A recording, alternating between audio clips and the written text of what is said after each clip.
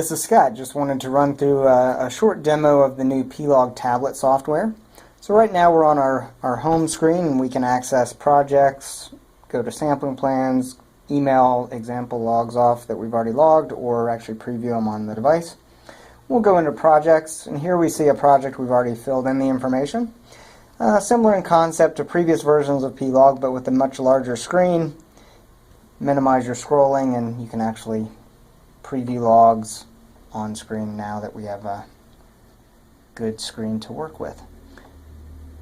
Let's first go into a soil sample. You can see we have a bunch of different types of samples there, some auger samples, some SPT samples, some tube samples.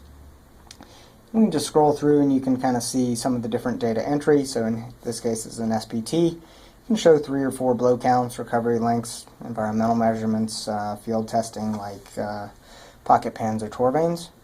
So very easy to navigate around. So back at our dashboard we can see all the different types of measurements we've made. Let's go in and let's do a soil description, for example. So I've already got a bunch of soil layers and rock layers in there. You can see them all on the same page now. Let's do a new soil layer. In this case, what we are doing is we're going to describe a very detailed soil description. Say from 45 to 50. You can choose the percentages, and it'll sum up to 100. And we'll say it's well graded and it is a clay. So it's automatically determined the classification for you.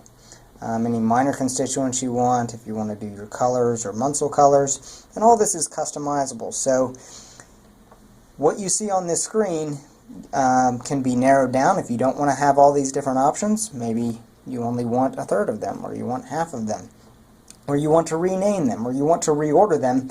You can simply modify your configuration, and then the tablet will update each time you sync. So there you see, pretty simple little soil description I've done. And then we'll go back, all the other types of measurements, groundwater measurements, environmental measurements, PIDs, FIDs, field notes, discontinuities, whatever it is that you need within your typical borehole logging scenario. So let's actually preview the borehole log.